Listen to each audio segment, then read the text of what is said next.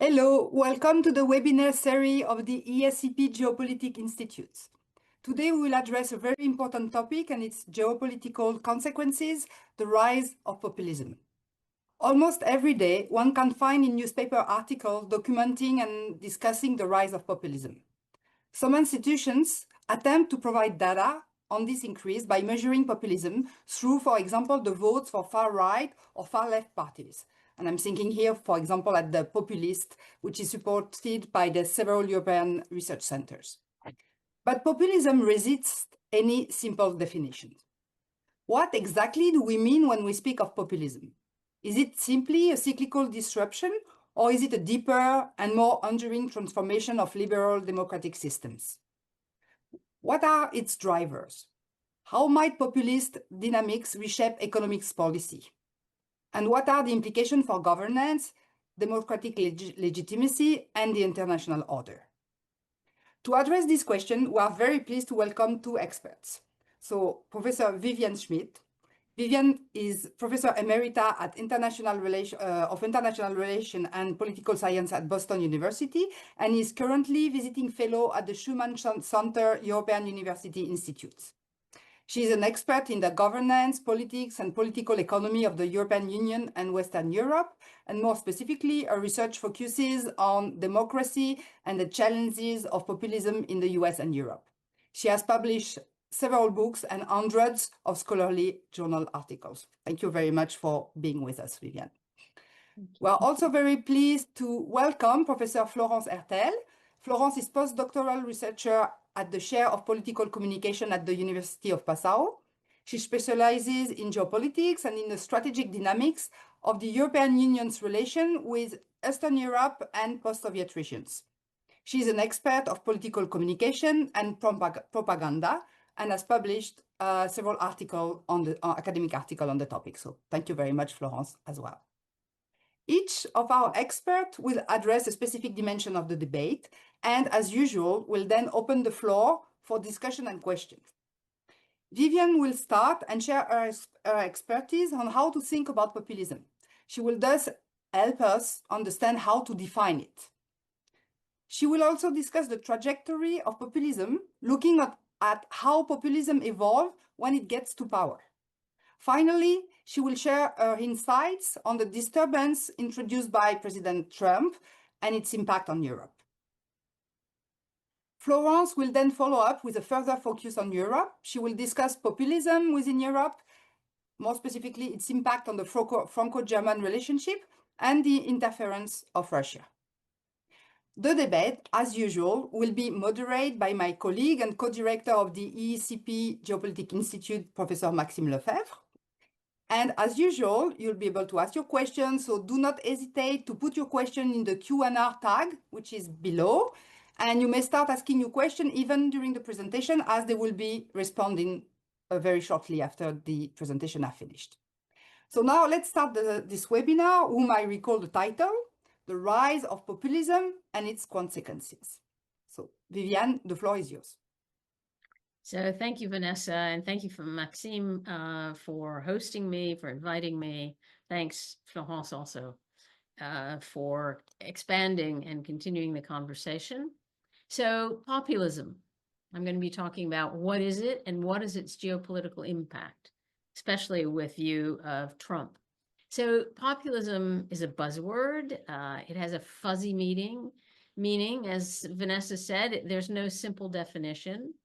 One could say that it characterizes a profusion of anti-system parties and charismatic leaders who have challenged politics as usual in most liberal democracies.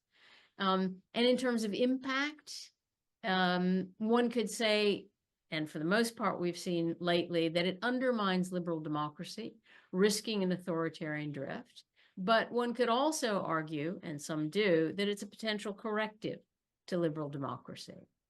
So in terms of my definition, I have 4 words to define it, all beginning with M, very conveniently.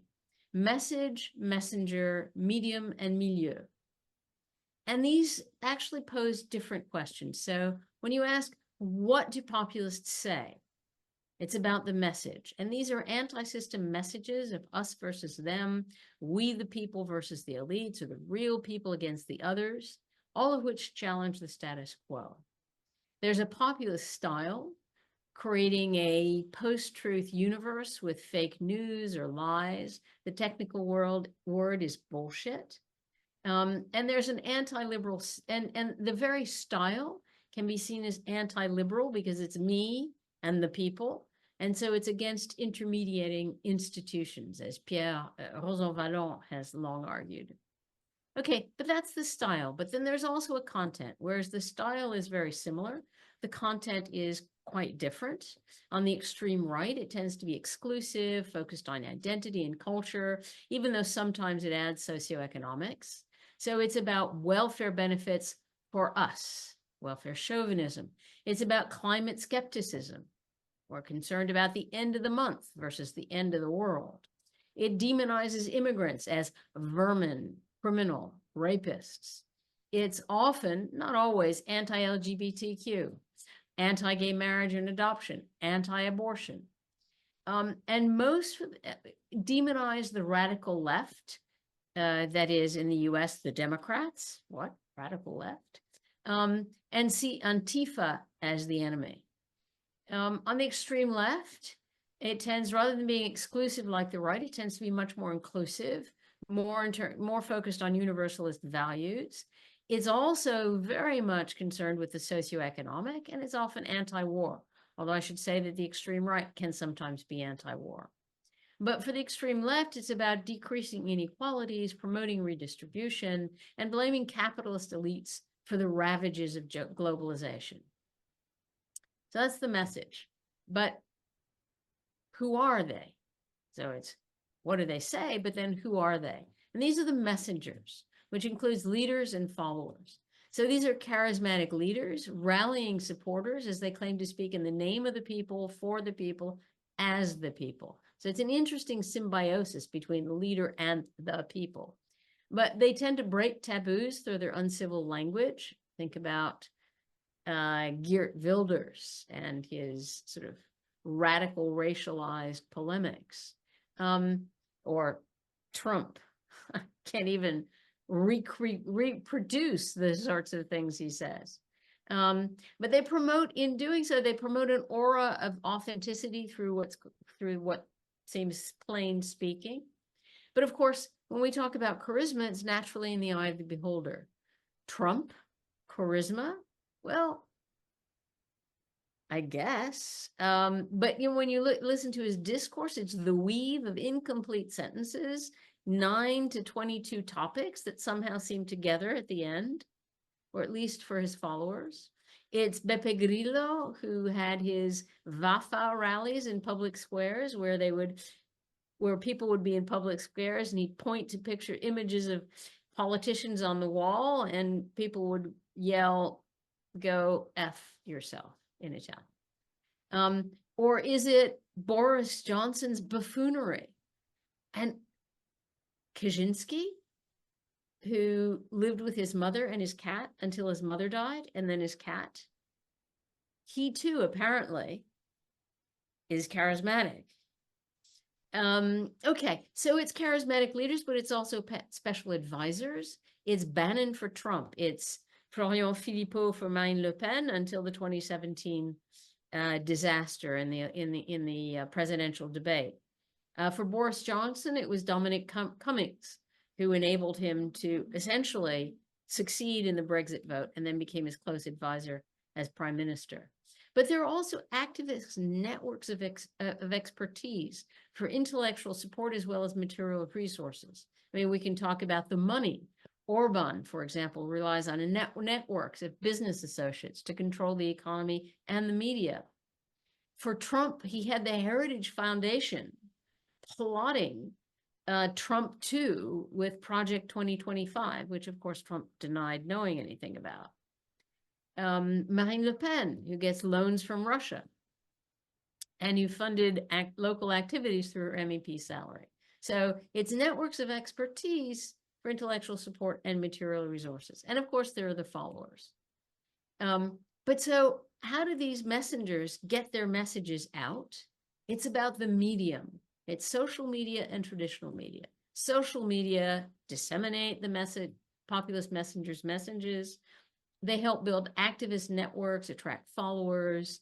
The messages are then spread in posts, videos, and sound bites by influencers, but also as a result of algorithms primed to magnify emotional and angry messages.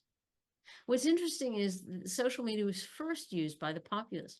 Jean-Marie Le Pen, way back in the early 80s, used the Minitel to go under the radar to contact his followers.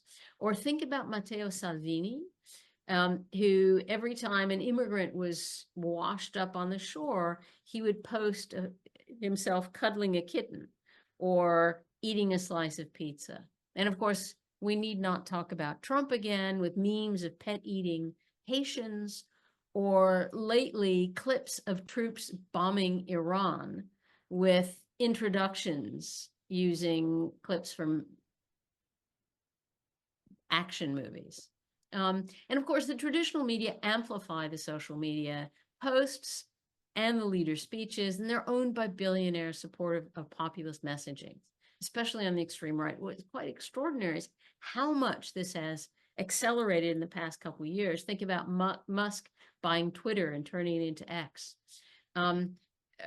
Think about Zuckerberg on Facebook and Meta, who the minute Trump was elected basically pulled back from any kind of arbitrating on the posts. Or think about Vincent Bolloré in France and CNews, or in GDD, and all of the rest of his empire. Murdoch in the US and the UK. Orban with his oligarchs. It's tremendously important to understand the hold the media have and the way in which it can then disseminate messages. But then why does it resonate? So that's the really important, what are the where does it come from? It's about the milieu, or the context in which people live their lives. It builds this sort of, all of this, the message, the messenger, and the medium build on the sources of discontent, which are economic, globalization having gone too far, the financialization of everything, rising inequality, which resonates with people feeling left behind. It's the sociology of the demographic changes that challenge national identity and social cohesion and resonates with those fearing loss of social status. It's political, with supranational institutions, technocratic regulations, and market forces that reduce democratic control and suppress citizen voice. And so this is all about the anger of those who feel that governments are unresponsive. So that's the 4 M's, but then what happens? What do they, the messengers, do? And this is about going from the outside to the inside to in power. So when we think about populists out of power, it's generally about undermining traditional norms of tolerance in speech and behavior, and of course, circulating the messages I've just talked about. And this ends up upending mainstream parties by setting the agenda, especially on the center right, where the center right picks up on populist policies to maintain their own political support. Okay, but what about populists in power? They often attack liberal institutions, and here, and you certainly see it in the US, as I'll be talking about in a minute, but it's also Orban in Hungary. It's a number of other Central Eastern European countries who are trying to follow the Orban playbook, not to mention other places around the world, but it's diminishing the separation of power between the executive, legislative, and judiciary branches. It's challenging or attacking the integrity of elections, freedom of the press, independence of the courts, academic freedom, state capacity. That may be only the US, though. And mass clientelism and corruption is often accompanies this, as well as suppressing civil society and protests. But lest this depiction of populism seem too negative, it's important to note that populists also draw attention to the problems of the existing system, even if they identify the wrong causes, creating scapegoats, not solutions. And of course, this is important to remember because there are differences amongst populist anti-system parties when in government, On the right, especially in Europe and in the US, populists amass power, do everything to keep it, violating the tenets of liberal democracy in the process. And here I'm thinking about the US, Hungary, Slovakia, Poland, and there are others. But on the left, what's interesting is that populist political parties, when they gain power, they've also relinquished it without undermining democratic practices unduly. And here I'm thinking about Greece with Syriza, Portugal, Spain, Italy. So it's important to remember that populism isn't only on the extreme right, and that the extreme left, when in power, tend to temper their populism, whereas the extreme right tends to go full forward. Not always. And the jury's still out on Meloni. We'll see. But okay. But importantly, I want to switch now to geopolitics and focus on the US playbook. And here, when I think about the US, and I've just written a piece that's going to be coming out in the Florence report of the EUI, the EMU lab in the Schumann Center at the EUI, and this part of my discussion builds on that. But it's not coming out till April 21st is the launch, so just keep your eyes open for the listeners. Okay, so what I talk about is the 3Ds of geopolitics from the US. One is democratic destruction, which I've already mentioned, but I'll mention a little more. But and that plus geopolitical disruption and geoeconomic destabilization. And so on the democratic destruction, it's gone very far. I mean, I'm just going to remind you exactly what Trump has done, but there's no room for detail. Increase the power of executive way beyond what it's ever been, rules by decree, even though he controls the Congress, fires impartial civil servants, destroys checks and balances, leaving the executive almost all powerful, especially with the supine Republican Party, politicizes the military in the immigration wars, and certainly has a paramilitary force with ICE focused on so-called illegals and also against protests. He's also engaged in the weaponization and politicization of the justice system, has interfered with elections even more than before, is attempting to control the media, and there's an authoritarian authoritarian drift, no question about that, and that's the risk. Okay, but what about, and so that's democratic destruction, but that's the US, that's over there. What about in Europe? What about the geopolitics? And here the political disruption is immense. It's the end of the US as a stable world hegemon, as a beacon for democracy. And Trump and company, the US, has disrupted the international world order by undermining traditional alliances. Canada is the 51st state, acquiring Greenland, bullying the EU, talking about Europe on the road to civilizational erasure, as members of his cabinet endorse the extremes in elections in Europe. There's the decoupling from long-standing security collaborations and arrangements. The UN has been sidelined on wars. Think about the Board of Peace. And the US is equivocated on NATO, as well as support for the Ukraine. The US is withdrawn from international institutions. Marco Rubio proudly announced that he had withdrawn from 66 international institutions. Plus, most importantly, also canceled USAID and thus assistance around the world, which was the major assistance that there was. And in this way, the US has nullified its soft power and soft power generally in the world.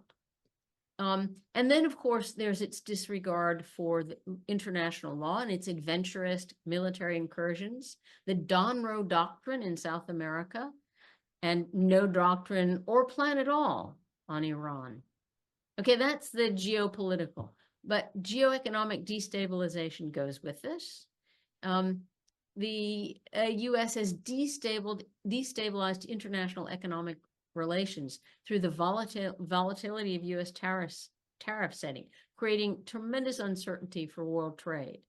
There's then the drill, baby, drill nightmare for the planet, and the withdrawal from the Paris agreements, and the push to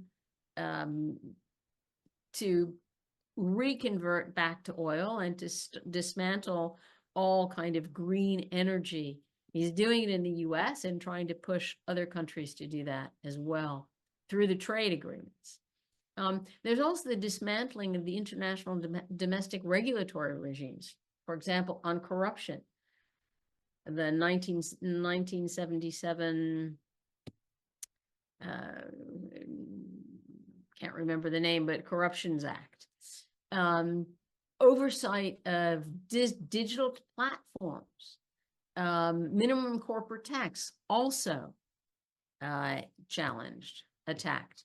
And then, of course, there's the launching of America First industrial policies with massive defense spending benefiting U.S. AI firms on economic security. And this is really important because at the same time that you're getting this massive spending, we're seeing the weaponization of interdependence, in the words of Abe Newman and Henry Farrell. It's using American technological systems to impose the American will. For example, using financial sanctions, semiconductor export controls, digital surveillance. And what's interesting is China recognized that this was already happening by 2010-12 and created its own technological stack. But the EU is nowhere on this. So the question becomes, how does Europe respond? The US has left the EU searching for new ways to navigate the emerging new world disorder, while scrambling to address its own weaknesses in security, industrial policy, climate policy, and social investment. The US's internal democratic destruction has also left the EU worried about the indirect encouragement through example of European populist parties, plus the direct encouragement of extreme right populist leaders responsible for increasing EU political fragmentation, the difficulties for EU governance. But addressing the EU's weaknesses requires the member states to make common cause and reach optimal agreements. This has never been easy, but it's likely increasingly difficult with the risks from the growing populist fragmentation in Europe. So that basically this is a critical moment for the EU in terms of its place in the world as a geopolitical player, as a geoeconomic power, as well as, gotta say, critical moment for its survival as a liberal democratic polity. All of these things are interlinked. And I just want to maybe conclude by saying, and if we think about the populist fragmentation in Europe and how many populist parties are now in power, what will happen in 2027? Especially if in France, the extreme right, whether led by Bardella or Marine Le Pen, is elected. And I think I should stop there and pass this over to Florence Hertel.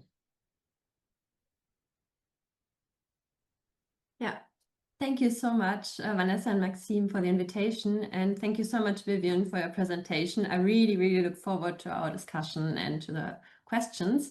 But first, over the next 15 to 20 minutes, I will address whether populism constitutes a deep and lasting transformation of liberal democratic systems with a special focus on the European Union. I follow scholars such as Muda and Krisi, who define populism as thin ideology that aligns with the other so-called host ideologies, for example, those promoted by far left or far right parties. Discourse on European populism remains predominantly focused on the far right, given the limited influence of left populist parties in national parliaments and the European Parliament. To assess the impact of rising populist parties on the EU, I present findings from my blended reading analysis on European and national election campaigns in Austria, France, and Germany, over the past 2 decades using a post-functionalist perspective. And the methodological approach is blended reading, which combines qualitative and quantitative methods to analyze large amounts of data. And to clarify the theoretical background, the post-functionalist perspective on European integration research examines the increasing politicization of European integration, which has resulted in a growing divide between pro- and anti-European political camps. As European integration deepens, the EU's influence on national policies expands and more directly impacts the daily lives of European citizens. So this dynamic intensifies societal polarization and mobilization, resulting in a widening divide between pro-European and anti-European political camps. And this shift has brought issues such as globalization, European integration, and migration into sharper focus, mainly by populist parties. Building on Hoog and Mark's Gaal-Tan thesis, parties can be grouped as green, alternative, and libertarian, so Gaal, or as traditionalist, authoritarian, and nationalist, Tan. The model surpasses the classic left-right divide, capturing a social-cultural dimension of conflict intensified by globalization and Europeanization. So the Gaal-Tan approach is suitable to explain current developments in European party systems, as attitudes towards the EU serve as a significant structural dividing line between political parties. In the academic debate, there's a consensus that parties on the Gaal spectrum rather support European integration, whereas Tan parties are more likely to reject the EU, although positions on European integration can differ within the Gaal-Tan spectrum. A German example is the conservative CDU, which is traditionally considered as pro-EU party from the Tan spectrum, while its sister party CSU has always been Eurosceptic. Regarding populist parties, the Euroscepticism of far-right Tan parties is expressed through the defense of national sovereignty, which they claim is threatened by the EU's supranational elements, placing national identities at the forefront, often by using discursive strategies opposing the people to the elites. Parties on the far left Gaal spectrum also display Euroscepticism, but their anti-integration stance reflects the rejection of capitalism as seen in debates over wealth distribution. So I will now dive deeper into some of my research results. Over the past 2 decades, elections in Europe have been held against numerous crises, challenging both internal security and the democratic foundations of the EU and its member states. So the overlapping financial and Eurozone crisis, terrorist attacks, Brexit, unprecedented refugee flows were followed by the COVID-19 pandemic and the Russian raw aggression against Ukraine, which, together with the war in the Middle East, have caused significant geopolitical instability. Simultaneously, the climate crisis has intensified, and scholars commonly use the term permacrisis to describe this ongoing state of crisis and challenges.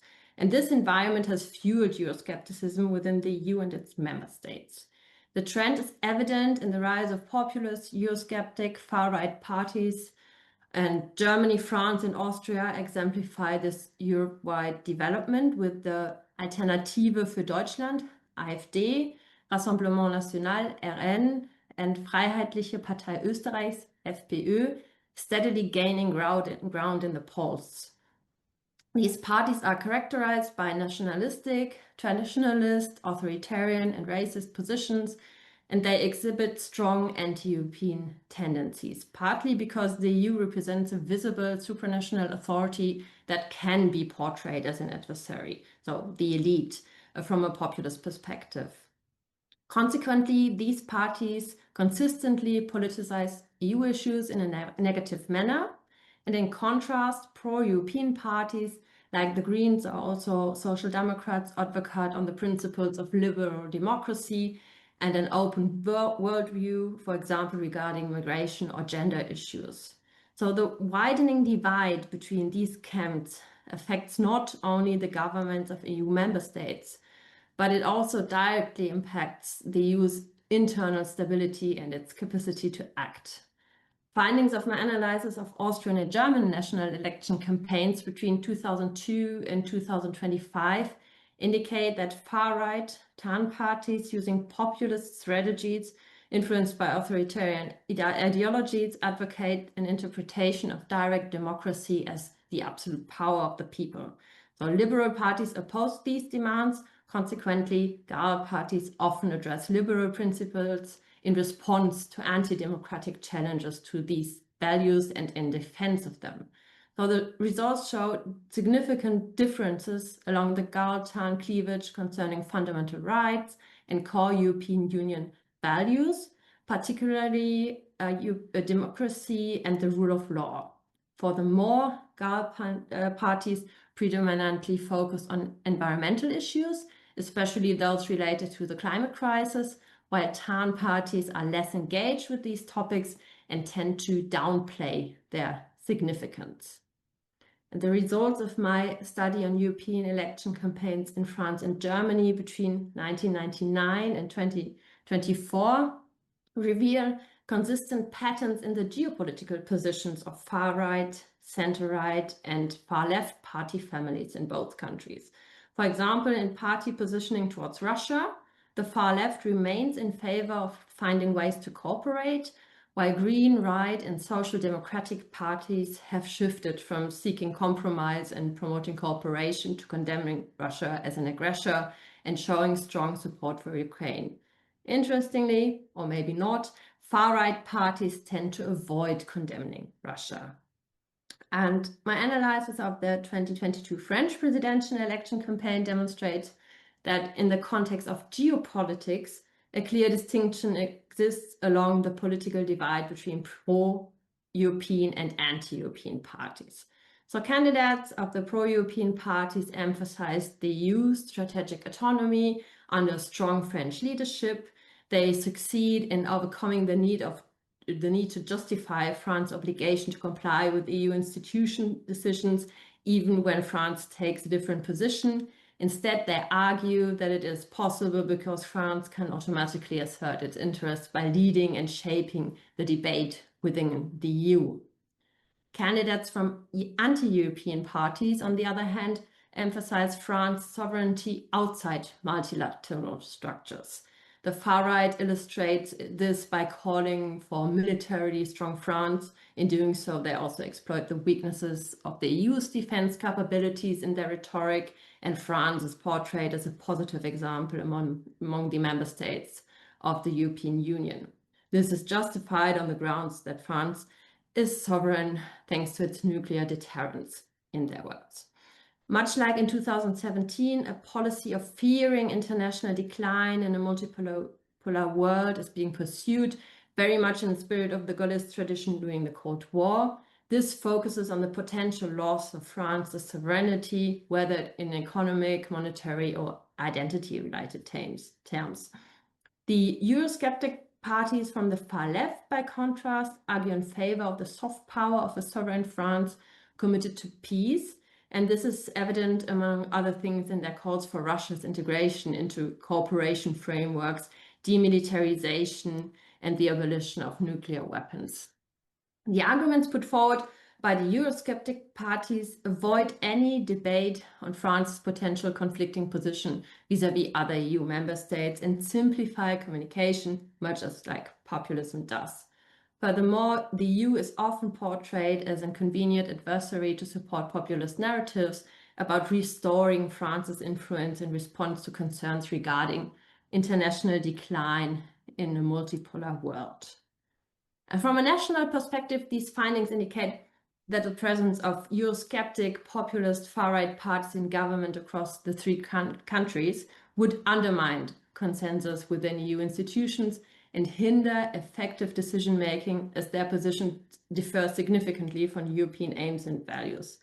Although this scenario does not currently exist, it is not impossible in the future, given the huge gains of these parties have made in recent years in terms of votes. In Germany, the AfD doubled its vote share in the 2025 parliamentary elections to 20.8%, up from 2021. The Austrian FPÖ achieved 28.8% in the 2024 parliamentary elections, an increase of over 12.6% compared to 2019. And France Marine Le Pen's Rassemblement National achieved 32% in the 2024 parliamentary elections, a rise of more than 14% compared to 2022. And this week, Rassemblement National mayors gave us a small taste of what a Rassemblement National government might do in France, as they conducted a symbolic protest against the EU by removing the EU flag from their town halls. Although there's no legal obligation to display the flag displayed on Europe Day on 9th of May, it is a symbol of respect for European values such as freedom, the rule of law, and democracy. And the protest generated significant public attention, prompting a response even from French Foreign Minister Jean-Noël Barrot, who stated, "It is a betrayal of who we are." Barrot further emphasized that France, as a founding member of the EU, does not experience a loss of national identity to European identity. Rather, he argued that the European identities are multifaceted, reinforcing, complementing, and enriching one another, which is particularly significant in the current geopolitical context. Negative effects on EU decision-making processes are evident when member state governments are led by representatives of Eurosceptic far-right parties, which are widely regarded as hardliners and proponents of restrictive migration and asylum policies. Critics argue that such stances contradict fundamental European values. Another frequent point of disagreement is support for Ukraine in Russia's war of aggression. For example, Hungary has adopted a Kremlin-friendly policy, resulting in repeated deadlocks in the European Council since 2022. And from a European perspective, also the European Parliament has experienced a notable shift to the right. This trend is reflected in the substantial number of seats held by the Patriots for Europe group, with 85 MEPs, including Rassemblement National and FPÖ, and the European Conservatives and Reformists groups with 80 MEPs, including Meloni's party and the Polish PiS, and the Europe of Sovereign Nations group with 25 MEPs, including the German AfD, which collectively account for a quarter of all members of the European Parliament. This development raises concerns regarding the integrity of democratic institutions within the EU and its member states. For example, the European Parliament recently voted in favor of stricter immigration and asylum rules. Conservative members of the European People's Party, EPP, led by CSU politician Manfred Weber, aligned with far-right parties, including the AfD. As a result, a decision on migration policy was not reached within the usual majority of a conservative, social democratic and liberal parliamentary groups. Instead, media reports indicate that the EPP and far-right groups jointly drafted the parliament's position in advance. The draft legislation proposed by the European Commission last year remained stalled in Parliament for several months, as the EPP, Social Democrats and Liberals were unable to reach an agreement. So the three families typically cooperate in an informal coalition and hold a narrow majority in Parliament, which should make cooperation with the far right unnecessary. Instead, a taboo was broken. Similarly, in Germany in 2025, the beginning of 2025, the center-right CDU-CSU accepted votes from the AfD to secure the passage of a motion on migration policy. This so-called breaking down the firewall, in German Brandmauer, led to numerous demonstrations across Germany, with hundreds and thousands taking to the streets in support of democracy and against collaborating with anti-democratic populist far-right parties. So from a general perspective on political and public discourse, the divide between parties supporting liberal democracy and those promoting authoritarian ideologies, like the most populist far-right parties, continue to widen. The polarization is visible not only in party position, but also increasingly shapes public discourse, thereby intensifying societal divisions. Furthermore, this trend is also exacerbated by external influences, including disinformation and manipulation deliberately employed to destabilize European democracies, especially from the East. Center-right conservative parties bear significant responsibility in this context. These parties are frequently observed adopting the populist narratives of far-right groups. For example, a very prominent example is migration and asylum policy, rather than upholding their own, very often Christian values and developing substantive alternatives for citizens, for their voters. So rather than shifting the debate further to the far right, they should encourage voters to return to democratic parties.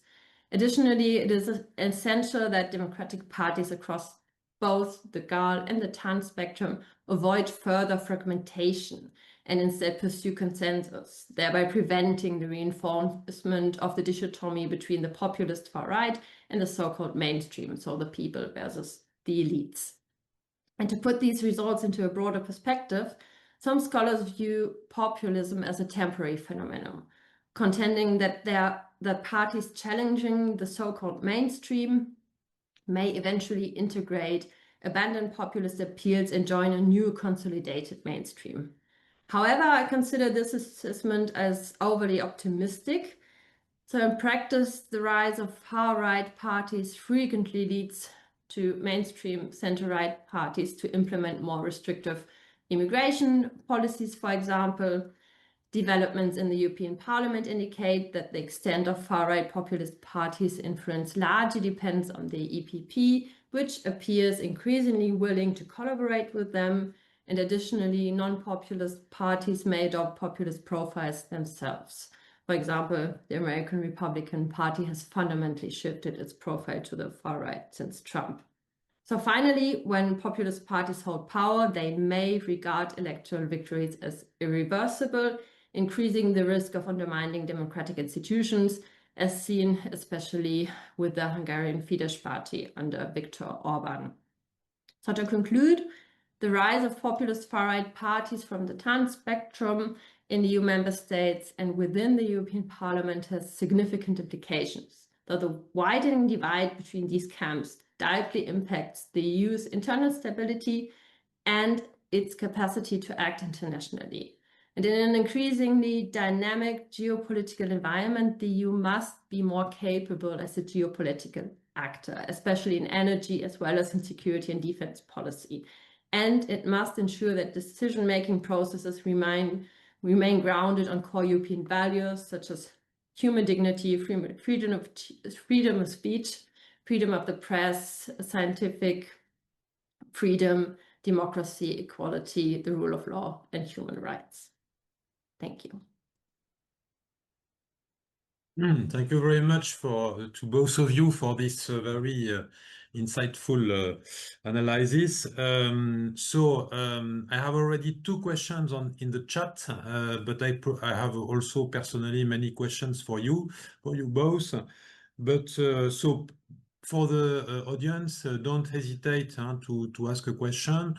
Maybe a first question could be, how do you explain, the rise of populism? What are their voters?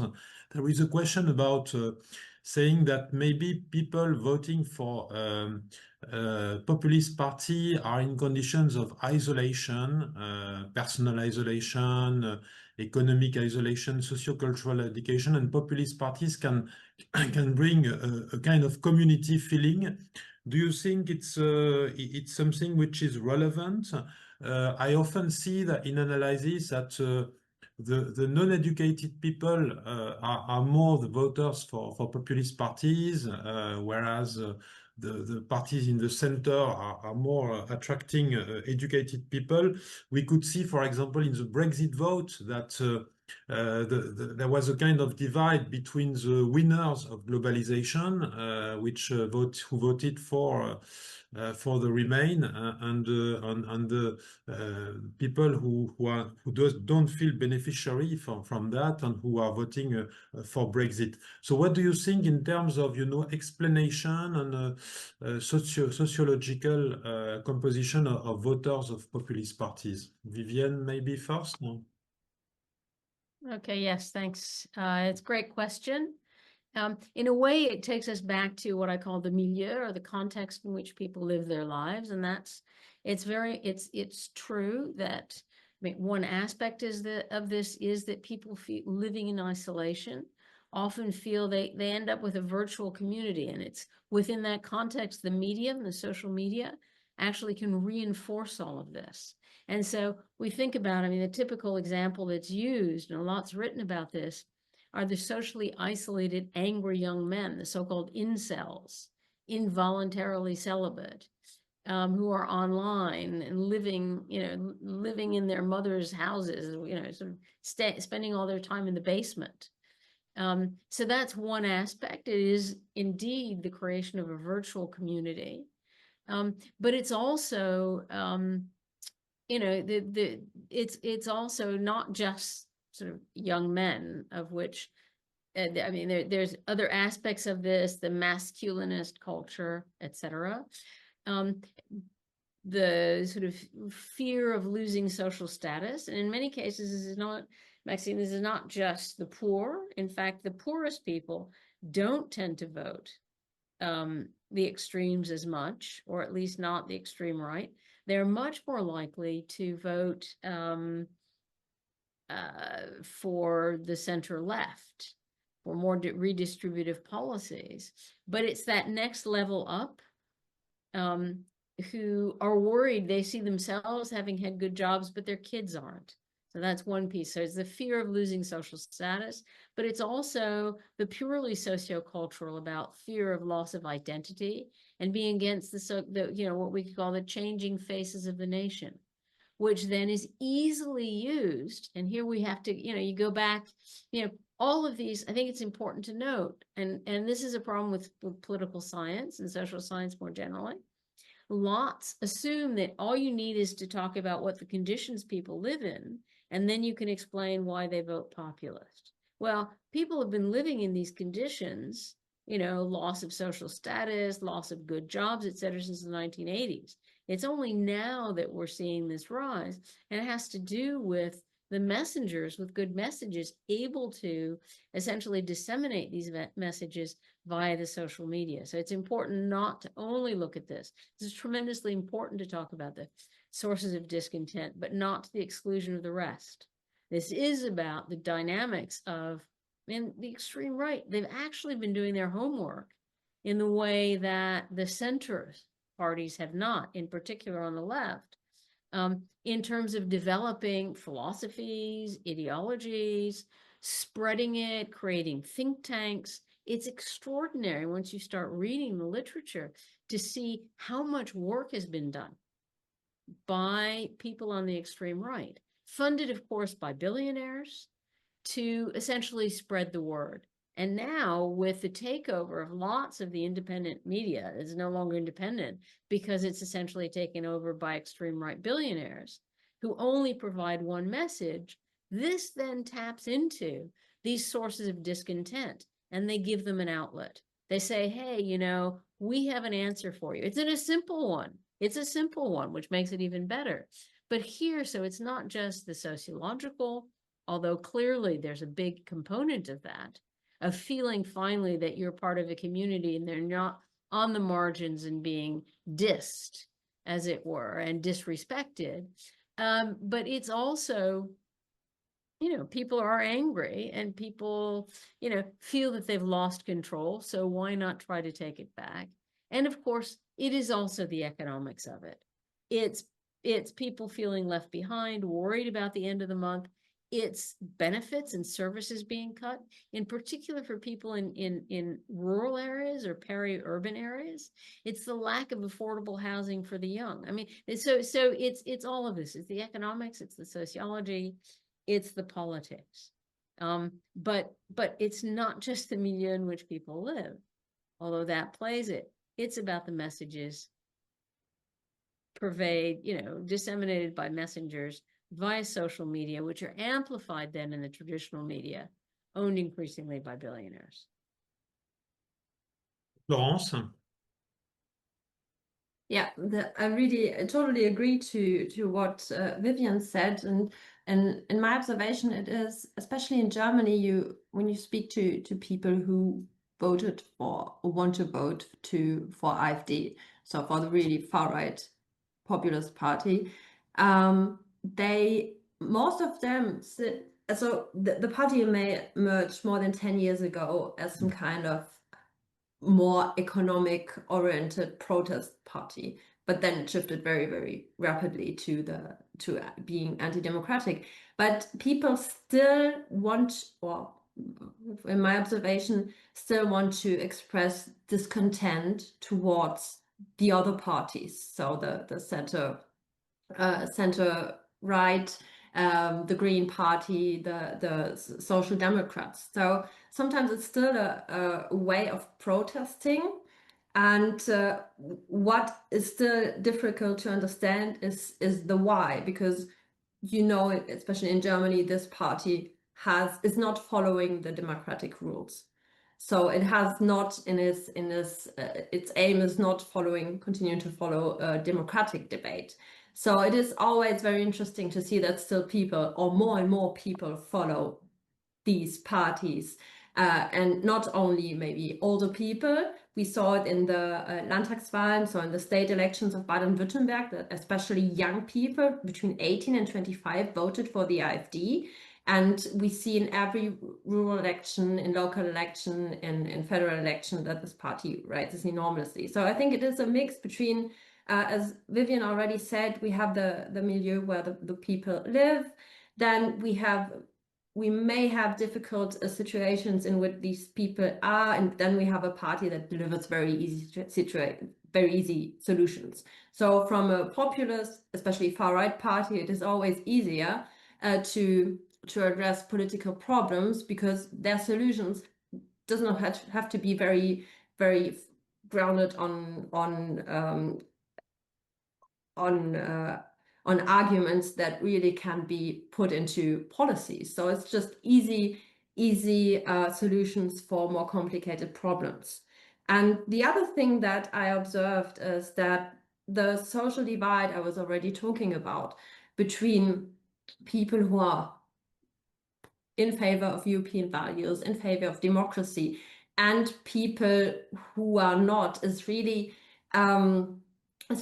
coming together on the topic of migration. So the migration topic divides society, and which is very easily also used by parties from the center right to put everyone who is not in favor of their ideas, which are mainly restricting the rules, they put them in a far left extremist corner. And this also, I don't know, I think it fuels the societal divide between people mostly following propaganda narratives, because it is easier. But yeah, it is still very difficult, I think, to understand why really people, because we have so much knowledge in the world, why do people still follow? But the other thing is, we have especially the role of media, we have so many different types of media, especially social media. So people do not really, I think it is such a big variety of information that everyone is faced to, that really checking the sources and checking which are facts that can be described as really existing facts or so-called alternative facts. So I think there's a lot of confusion in information, and it gets more and more difficult to get, or maybe if you are in one of these bubbles in the extreme or in the far right sector, it is very difficult to get information that don't correspond to these ideas. Maybe I have a follow-up question on this question of populism and democracy, because I received also a question about, for example, the fact that for some populists, the populism for some people, populism can be seen, you know, as a kind of democratic expression if they want to, for example, some political choices that traditional parties don't want to follow or to implement. There are two examples. One is the European Constitution in France, which was rejected, you know, by the French people, but at the same time, when Sarkozy was elected, he recycled the European Constitution in a new treaty. So in reality, many parties are saying he has. In a way, he has denied the vote of the French people. On another issue, which is of course very sensitive for people, is migration issues, because some people are saying that from their point of view, there are too much migrants in their countries, and they want to limit migration. So this is a question, you know, on how is populism always a threat to democracy? There are also some cases where populist parties have lost, of course, power. For example, in Poland, PiS has lost power. So when they come to power, it can seem to be irreversible, but it's not like fascism in the in the interwar period. Populist parties, they can win, but they can also lose. There is a question also on this democratic issue, the question, you know, of how you can counter the populist phenomenon. Are there, for example, I see in the EU fighting against fake news, you know, fighting against external influence. Do you think there are interesting methods to use at the European level? Someone in the chat is also saying we should do maybe more debates to let people understand the decision processes. But it's not always easy, because, for example, European integration is very difficult to understand. And in France, there were many attempts in the past years. There was the citizens' dialogue in 2018. There was a conference on the future of Europe, but people are always complaining that they don't understand what Europe is doing, and they are always complaining about what Europe is doing. And maybe a last question also with this democratic issue, but especially for you, Vivienne, is there a risk that in the US, the midterm elections could be, you know, invalidated by Donald Trump? Could Donald Trump use, you know, the war in Iran, the international instability to create, put into question the democratic principles in the US? So many questions in this question on this relation between democracy and populism. Maybe Vivienne first. Okay, I think what I'll do is start with the question on Trump, because all the other questions sort of work together, and Trump is something different. And the answer is yes. There's a tremendous risk in the midterms. I mean, as I said earlier, we're seeing an extraordinary authoritarian drift in the US. All the sort of major principles of liberal democracy have been challenged, and successfully for the most part. I mean, you know, even the Supreme Court has let most of Trump's policies go through, although stopped it on tariffs. We'll see how this progresses, but the risk in the midterms, and there are big debates amongst people about this. The Republicans will tell you, no, we respect elections, and they are worried about the midterms because it looks like the Democrats will win the House just because of people's dissatisfaction with everything that has happened, basically, under Trump, from the big, beautiful bill that has defunded, that has, I think, thrown, I don't know, 20 million people off of medical insurance policies and various other social assistance programs. And the tariffs that actually have hurt Americans much more than it's hurt foreign companies. It's a tax on Americans, not on foreign trade. But the Republicans keep saying no, that they think that they think there's lots of fraud, but they never say that the elections aren't going to happen. Whereas there are any number of Democrats who are very worried, including me, that what will happen in the midterms is if Trump sees that he's losing, and he is losing, not only the House, but possibly the Senate, which would make him a lame duck president for the following 2 years. It's very easy for him to send in ICE to Democratic cities and cause a disturbance, and then claim a state of emergency and stop the elections. Or on grounds of, and this is another fear, on grounds of election fraud, send ICE into American cities, Democrat-controlled cities, and simply take the ballots. Then there will be protests, and then state of emergency. And of course, ICE operates almost like a paramilitary force. This is du jamais vu in America, where the president has his own essentially loyal politicized military force, and that's ICE. So tremendous dangers here. I don't want to say that it reminds me of the 30s, but it does, in terms of Hitler or Mussolini. It's more Mussolini, I suppose, but it's also the strategic use of violence. And whereas populism is not that, it's the strategic use of disinformation, if you will, of certain kinds of messaging. But what we're seeing is the messaging has been getting more and more violent. So this could become the strategic use, ultimately, of violence, which would mean fascism.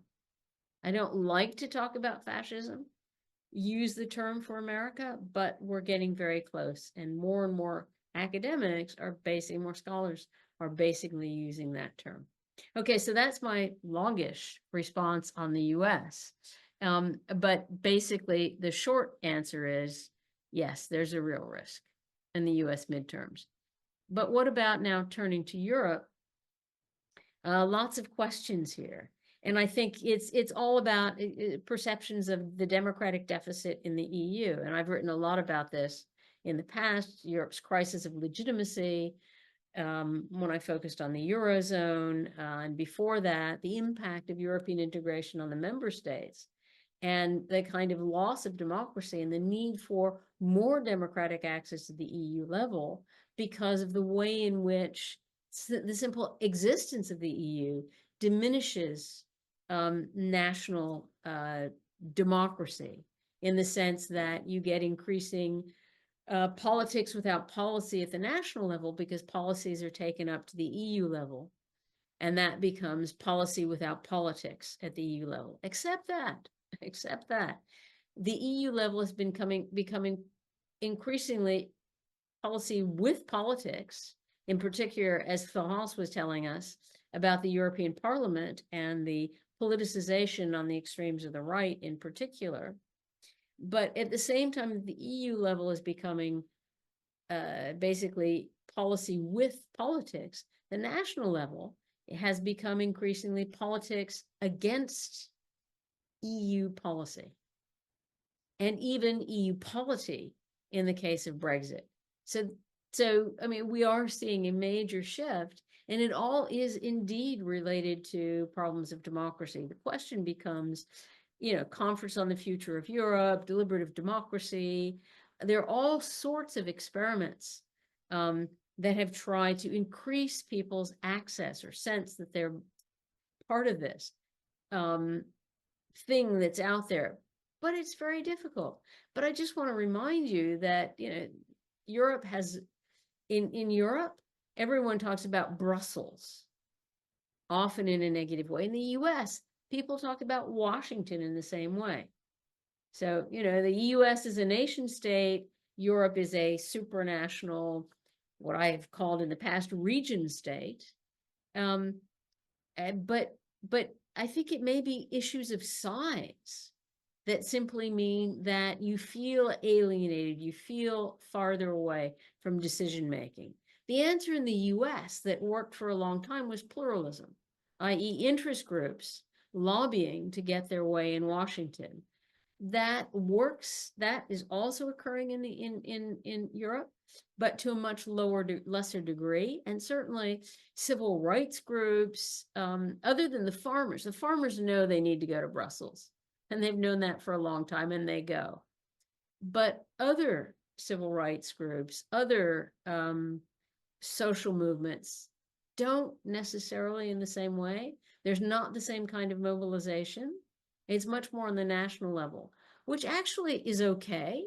But it means that what you've got is, if it becomes an elite process where it's national governments who decide, who go to the EU, and increasingly the national governments mean that national parliaments have less and less say. Scholars have talked about this, have written about this a lot. So it means that we do have problems. There need to be ways, possibly, to find ways to bring citizens in at the national level into decisions that are made at the EU level. It makes it very complicated, as well as directly from the national level to the EU level. There needs to be more democracy at the national level and the EU. If you think about the European semester, it's very much a technocratic process. And the latest budget is focused on actually getting rid of the regional level of negotiation and just making it Brussels and national capitals, which creates an increasing concentration of authority and, again, difficulties in terms of people being heard.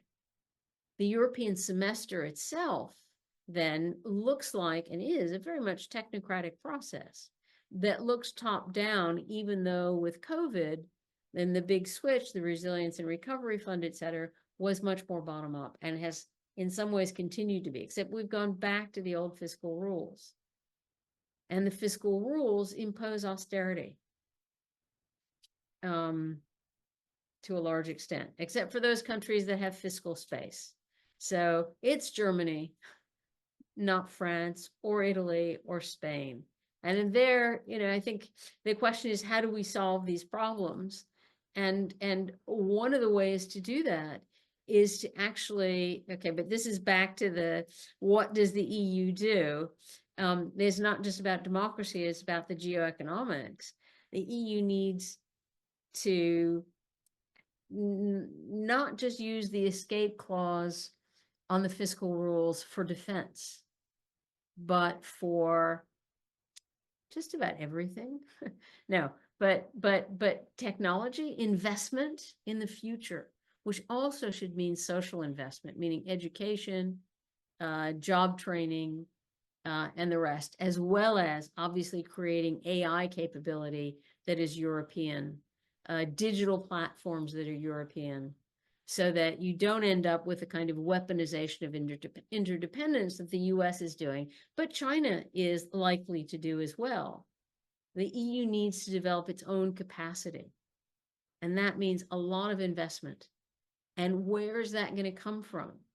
I think Florence will tell us Germany's not going to allow it, because the center right, Merz has basically said no, no, no to any EU level debt, because he's worried about the AfD. But without EU level debt, at the same time that you have these restrictive fiscal rules, the EU is never going to be able to step up to the plate. And it'll end up being basically the medieval amusement park for the rest of the world. But nothing more. And then what do we do with the populace? They'll be happy, maybe? No, I don't think so. But they'll all be sovereign. And it becomes a Europe of nations where Europe doesn't really do much at all. But at the same time, can you hear me? Yep. At the same time, we have seen that the populist parties have changed their stance, on Europe. If you see, for example, the Rassemblement National, today they are not saying we want to go out from Euro or from the EU. So is it so dramatic? Is it the rise of populism will necessarily lead to the destruction of Europe, or could it be a Europe which would look like something else, another way? Can I just answer this quickly? Yeah. Yes, and then Florence, and also on And then on these Florence. questions, So- Florence. No, they're not going to get rid of the EU, but it'll be a very different EU. It will be a Europe of nations. It will be a Europe with very different kinds of values. They may use the terms of freedom of speech, but that will be to engage in extreme right, disinformation, etc. I suppose on the geoeconomic and geopolitical, the only good news, if, for example, in 2027, you have a majority in the European Council and the European Parliament that is extreme right or conservative plus extreme right, I guess the good news is that they don't agree on the geopolitical and geoeconomic issues. They're all hostile to increase in power for the EU. There's likely to be no increase in investment money at the EU level. Except that the one saving grace from Trump's derogatory discourse on Europe and the threats to European sovereignty, such as Greenland, to European interests, such as the tariffs, and to self-respect with regard to identity, is that Trump has begun to alienate even extreme right parties, or at least their voters. So that's the good news. But the bad news is for the EU is the EU will just exist, but it will no longer be what it was. It will no longer be liberal democratic. It will no longer be a beacon for the world. I mean, the US is no longer a beacon for democracy. The EU still hopes to be that. That is what we could hope for it. A beacon of liberal values. You get a majority in the EU on that. And it's Orban has talked about this for years, that we don't want to get rid of Europe. We want a different Europe, a different EU. And whereas they will do nothing to make the EU have its own kind of geopolitical power or geoeconomic presence as a player in the world, what they will do is on social issues, it will go back to very restrictive abortion rules or none whatsoever. For the women, this is not a happy moment in terms of all the kinds of restrictions, the push. You see it you saw it in Poland as well as Hungary on the sending women back to the home and all of that, but it's also anti trans, LGBT, a whole range of things on the social issues, plus social assistance. We don't know. I think Florence can tell us more about that. But it would be a very different Europe, and it would not be a very successful Europe. Florence. Mm-hmm.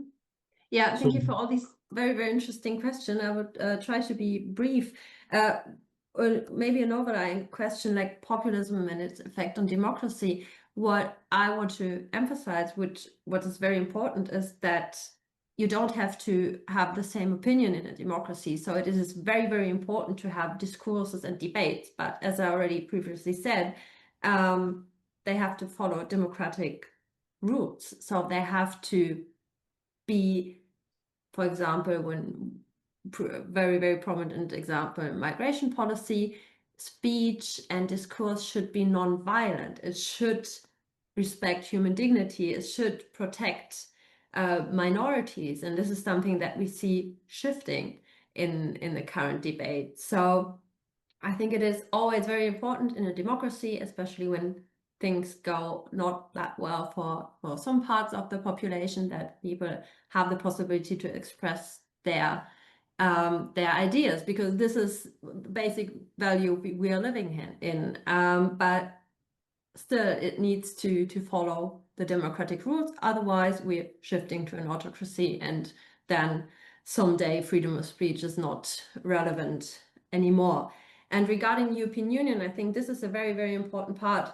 The European Union is so complex, as we already said. It is so difficult to understand, even when you deal with it every day in your work. So there are so many different complex issues that are extremely difficult to understand for people who do not have the time to spend the whole day on looking up how this decision was made, in which area this policy field is, or how this policy field is organized. So I think European Union, but also the EU member states should invest more in education and information on the EU to be able to make the EU, make its citizens more resilient against false information, disinformation, like we see all these different narratives and frames of the European Union from Russia, for example. In Russian propaganda, we see pictures like gay Europa, or that is just declining. And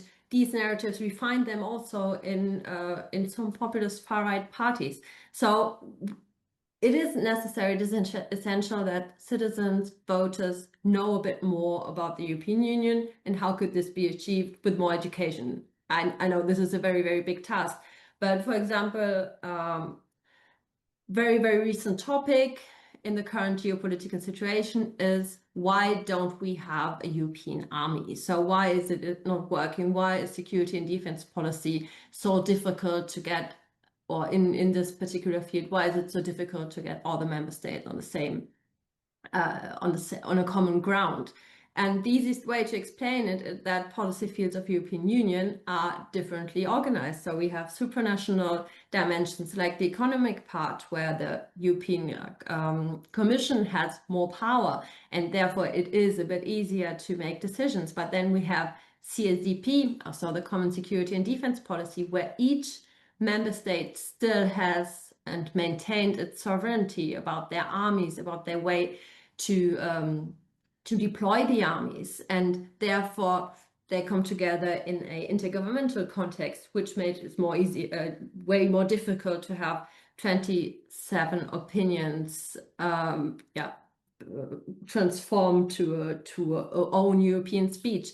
And I think this is the biggest problem the European Union is facing in this particular geopolitical context, because it takes so much time to have consensus, to have everyone on the same plate, that the whole world is still evolving so fast, and especially other powers like Russia, like China, like the US, don't see the European Union as such a big player, as a geopolitical actor. But this would be very, very important for the future.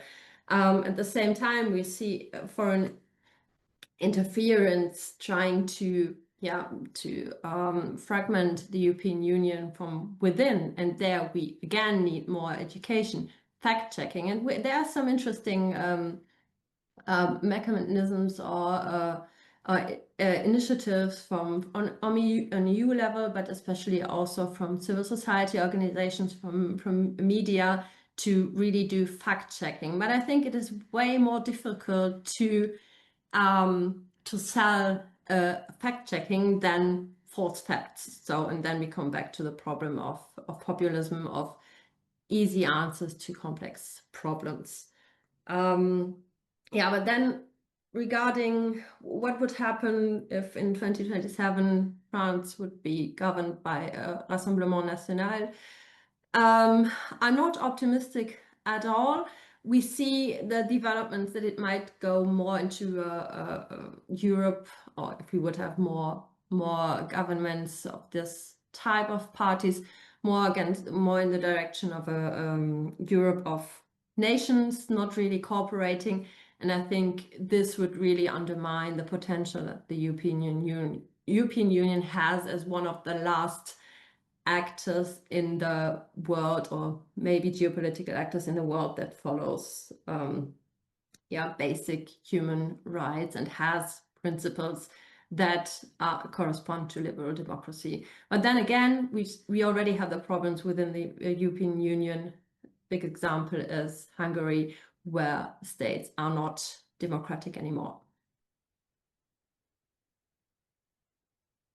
We are coming to the end of our webinar, but I don't see any more question on the chat. But I have also a question that I wanted to ask you, is the connection between populism and some private investors, private billionaires, as you said, Vivienne.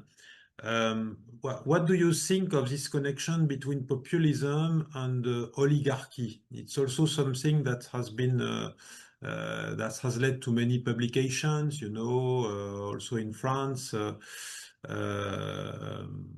about the role of the technology, you know, giants, etc.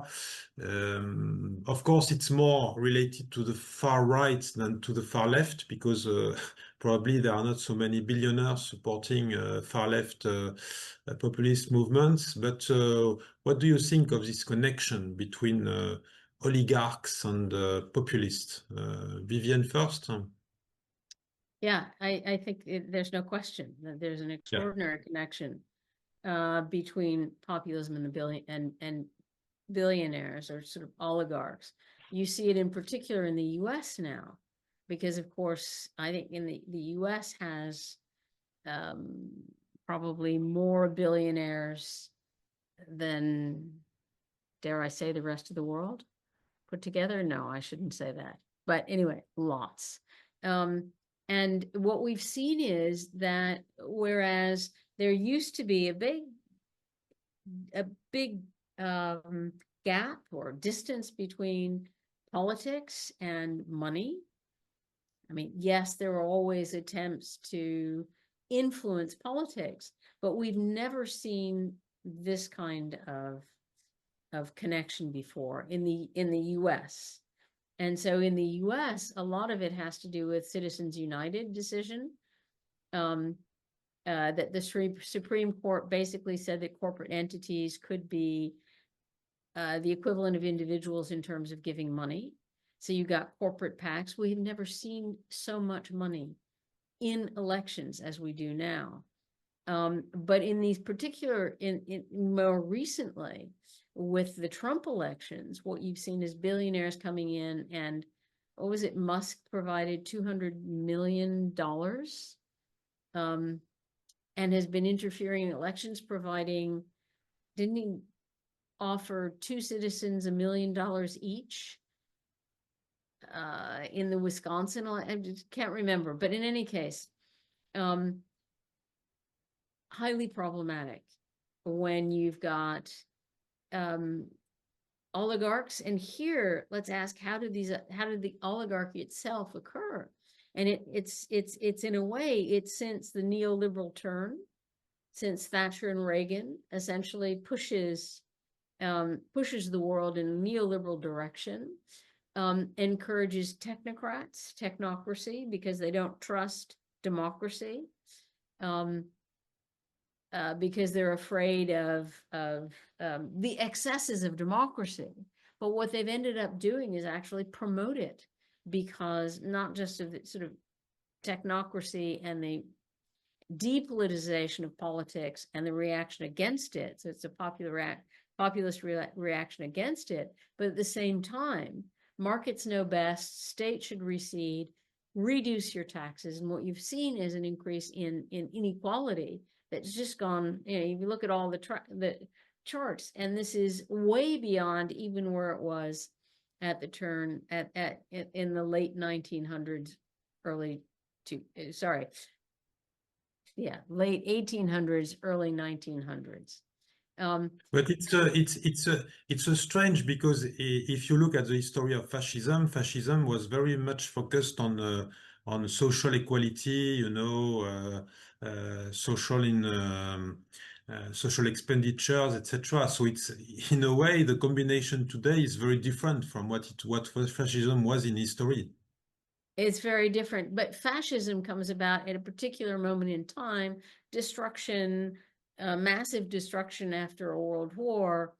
And so natural that it would then focus on equality. What is strange is that you've got this strange neoliberal aspect, not in all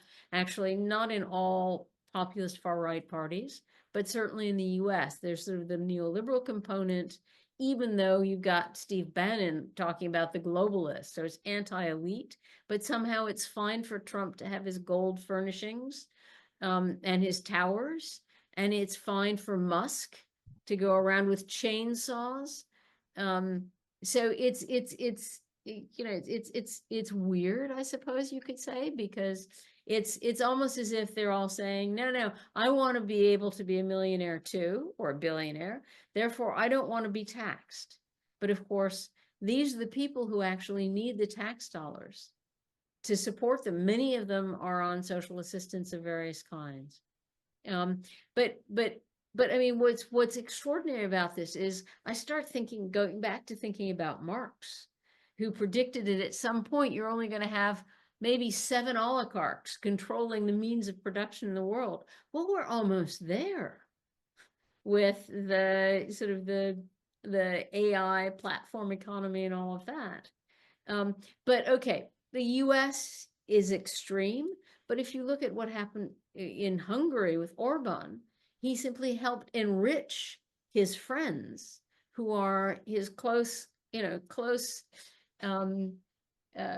group of oligarchs, who then bought up all the media. There's almost no independent media left, and control basically the country that way. So it's the economics connected to the media, etc. Florence, how do you see this combination of money and populism? I would say, especially focusing on tech giants or AI oligarchs or tech oligarchs, however we want to name them, I think what is pretty clear is that we see rising power outside democratic institutions. So the US is a special case, and questions I ask myself is, what are the aims of these tech oligarchs? What are their do they have values? What are their values? And do they know their responsibility with the power they have in terms of, let's look on big social media platforms or something. So these people do have a lot of power, and they sit in the first row of Trump's inauguration. So there really is a close connection. I think it is therefore very, very complicated to dangerous because it's outside any democratic institutions. Then I would say the impact on the EU is enormous, because when you see that a lot of digital solutions, AI solutions are hosted in the US, it is really necessary for the EU to be, so in today's world, it is really, really necessary for the EU to have some kind of digital sovereignty to support European solutions, just not to be able to count on US solutions. So I think these implications are very, very interesting to observe, and they cause a lot of potential for conflict, because especially with US solutions and the power they have on European Union, and we observe a lot of focus on regarding AI and large language models to promote European solutions. Some ideas of shifting information. So all the relevant information based on servers in the US should be shifted to the EU. So there are a lot of solutions, but at the moment, I think the European Union is not far enough in their research and also in the support to be able to be sovereign in this area. But in the current geopolitical context, it is more than necessary. Okay, thank you very much to both of you. It's 7:30, so we have come to the end of this webinar. It was very interesting. Thank you for your insightful views and analyses about the rise of populism, the consequences, the causes, and what can happen. But of course, it's an ongoing phenomenon. So I think we shall still need to think about that and to imagine the possible scenarios and actions. I wish you a good evening, everybody. We had a good audience tonight. And of course, this webinar will be available in replay as usual, as for each time. And the next webinar will take place during April, on the 18th of April, on Africa. The natural resources, is it an opportunity? It will be in French, an opportunity or an inconvenience for Africa. Thank you very much. Thank you to Thank all. you. Thank you very much. Good Good evening. night. It's great to be here. Bye. Thanks. Bye. Thank you.